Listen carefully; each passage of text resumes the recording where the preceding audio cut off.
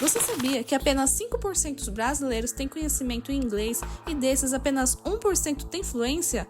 Escolhemos o curso A Jornada do Autodidata em inglês para aqueles que têm interesse em destravar a fluência de vez.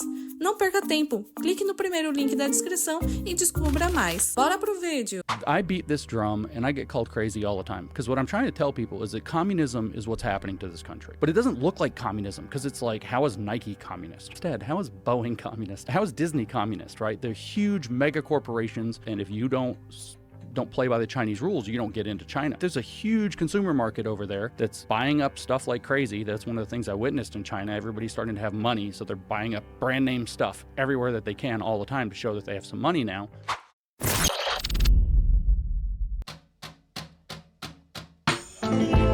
There's a geopolitical move from China right now called the Belt and Road Initiative.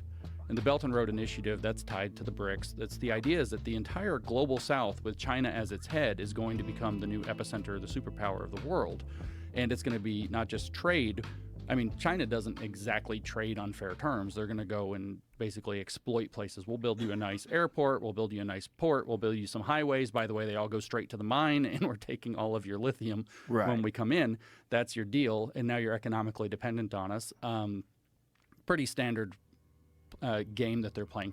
And that Belt and Road Initiative actually is a competing interest to spreading democracy around the world. So I know Vivek Ramaswamy, really hit this out of the park where he said, we went over to China and said, let's spread democracy to China. So in a sense, we bit off way more than we could chew, if you want to think of it that way.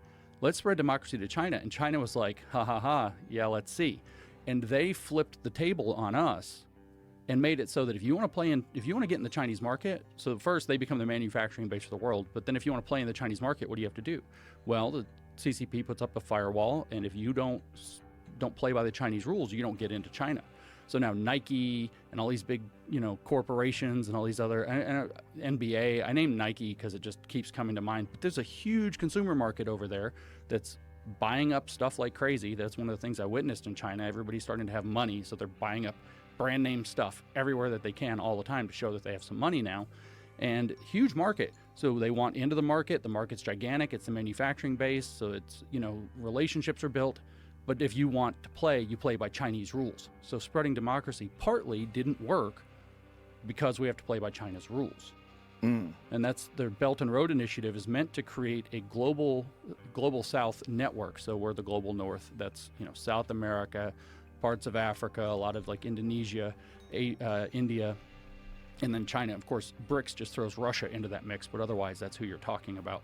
And China's setting itself up to be the kind of global superpower or hegemon of that entire project.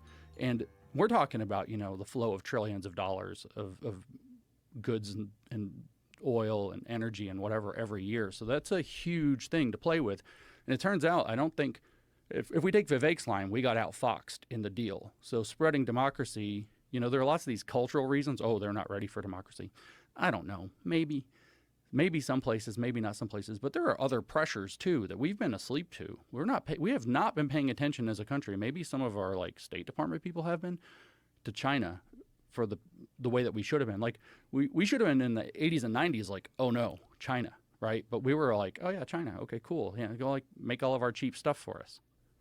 Well, they've done an amazing thing in combining communism with capitalism. That's right. If you just have North Korea, you never develop a real superpower. Thank you, Joe. I beat this drum and I get called crazy all the time because what I'm trying to tell people is that communism is what's happening to this country, okay? But it doesn't look like communism because it's like, how is Nike communist? Right. And I'm picking on Nike. No, how's Boeing? Let's pick on Boeing instead. How is Boeing communist? They've all these. How is Disney communist? Right? They're huge mega corporations. What did Google just lose over its stupid AI? $90 billion or something. It's something insane. Like I didn't even know they had that much money to lose. And it's like, holy crap, in stockholder value or whatever, or shareholder value. I think it was only $9 billion. Was it? I thought that was Bud Light. That was 9. No, Bud Light was 27. But look at what we're like haggling over, like insane amounts 11, of money. 12 figure, I know, right? Yeah, and so it's like at least 10-figure numbers of money. Like Elon kind of rolls in that department, but nobody else does. So anyways, what where was I going with this? Because this is huge. Oh, the communist. Why? How in the world are these huge things communist, right? So communism didn't work, right? Soviet Union sucked. North Korea sucked. Cuba sucks. Like, I'm sure it's like geographically beautiful, but we know those places are dysfunctional as hell. Right. We can go to the Eastern Bloc. They're still devastated in a lot of ways. They're still not all the way together. Like, communism didn't work. But if we think of like what Marx did leading up to, say, 1917, when Lenin kind of took over as communism 1.0, that never really even got off the ground. Then Lenin got it off the ground, and you get the Soviet model, which is, Soviet just means committee, by the way, if you didn't know that. It's like a ruling council or committee. So Soviet model takes over with what they called Marxism-Leninism, and that worked, kinda. It worked. They still had it in China till Mao died. They had it in Soviet Union until, 89, 90, 91, something like that when it fell. But what happened was when Mao died, like, the Soviet Union wasn't doing great. It was starting to fall apart. A new model got picked up, and we talk about Mao Zedong sometimes, and I would love to talk to you all day about Mao. That's my new research project. But we don't talk about his successor. His successor was Deng Xiaoping, and this is where I actually disagree with Vivek about what I was just saying. Deng Xiaoping had a saying that was, I don't care if the cat is black or white, as long as it catches mice. And what he was talking about is, I don't care if we use markets or we use a Soviet-style central committee to organize our society, as long as China's economy comes back. That's what he really meant. And so Deng didn't come up with this new model to open the markets on his own. We didn't go to China to necessarily just to spread democracy. We went to build China. And who's we? Well, let's name the names. Who was in the meeting? And there's a movie about, some of these meetings were in China, and there's not a movie, but there's a movie called Mr. Deng Goes to Washington that took place in Washington, D.C., so you can go watch the movie. I'm not making this up.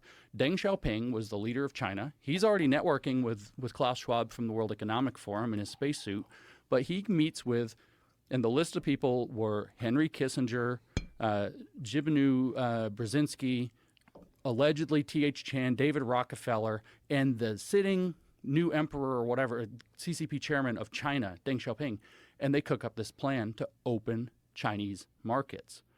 And the plan was to maybe to spread democracy into America, but I suspect it was mostly to get really rich.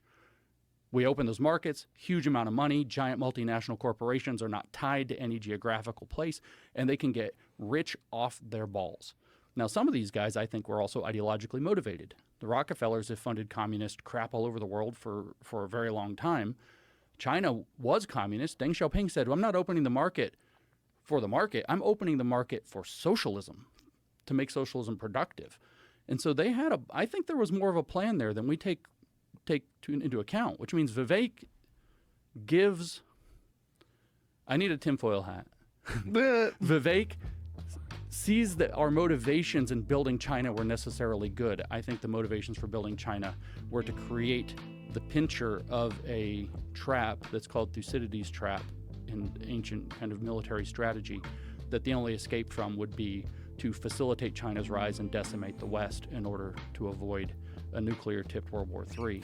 And I think they knew what they were doing, and were going to get rich on it. You think by spreading democracy, their idea was to reinvigorate China's economy so that China becomes a threat? Yeah. Really? Yeah, so as China gets, so the That is so 4D chess, the back pages of Reddit conspiracy. Well, listen, we know that Klaus Schwab is if there are conspiracies, the James Bond villain